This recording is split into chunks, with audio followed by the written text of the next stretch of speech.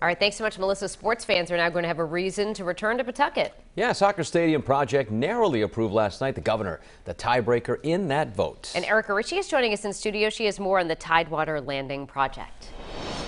All right, guys, so think Patriot Place in Foxborough. That's what's been set in motion for Pawtucket now with the governor's tie-breaking vote, except it's a soccer stadium that'll be the anchor of this development. You see the stadium right over here. It's going to be along the Seekonk River with housing, retail, and restaurants built up around it. You see the sketches going right there. The plan originally pitched in 2019 and had an original price tag of about $400 million. The taxpayer portion projected to be between $70 and $90 million. But inflation and supply chain issues have driven the cost of the first phase of that project up by about $27 million, and the developers joined Pawtucket officials in asking the state to foot the bill. That was back in April. The Commerce Department has been debating it ever since and was split over the decision until last night when the governor stepped in. His vote broke the tie, and the Tidewater Landing project passed 6-5. I'm optimistic about the state of Rhode Island right now. We're seeing that we're, recovering faster than anywhere in the country, second to only one state, and we're going to keep this going. And jobs are important, and there's going to be a number of jobs in that project, and we're going to keep the economy rolling. And I'm not walking away from Pawtucket. That was done a few years back, and that was the wrong decision. Thanks, everybody.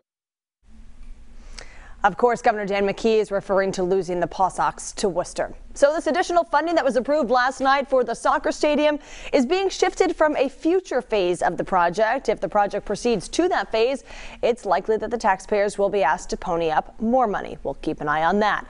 The developer has also agreed to kick in more cash. Fortuitous, which is the developer, said it would put $25 million on top of its initial $20 million investment to help address the increased cost as well. Live in studio, Erica Ritchie, 12 News. All right, so the most recent attempt to bring professional sports back to Pawtucket has been hitting one roadblock after another, at least until last night. Yeah, first the proposed soccer stadium. The project stalled because of the pandemic. Then soaring costs left investors short, and they tapped the state to try to pick up the rest of the tab. Last night, the state said yes. 12 News reporter Erica Ritchie is live in our studio to explain. Erica. Well, guys, it's called the Tidewater Landing project, and its vision is for a multi-use soccer stadium along with housing, dining, and shopping along the Seekonk River in Pawtucket. The original price for the first phase was $284 million, but inflation has driven that cost up to $344 million. So since April, the Rhode Island Commerce Committee has been debating whether to put taxpayers on the hook to cover the gap. So let's talk a little bit about the project. The first phase of the project is what you see on your screen right here, that soccer stadium. Developers say there's only a short window to launch a professional soccer team in the state before that right is no longer available. So the stadium is the priority, and that's why they asked for the additional $27 million. But that money, now that it's approved by the governor's tie-breaking vote at last night's meeting, is being shifted from the second phase of the project, which is the housing, shopping, and dining portion. And that's where the plan got a little shaky for some members of the Commerce Committee. What I think we're working through a little bit is you get the stadium going, you raise a bunch of money, and the design, the cost of this phase B is so high that it requires $75 or $100 million from the state, and that's not there. It's not available to you. Then what? And that's the question we're struggling with. Then what?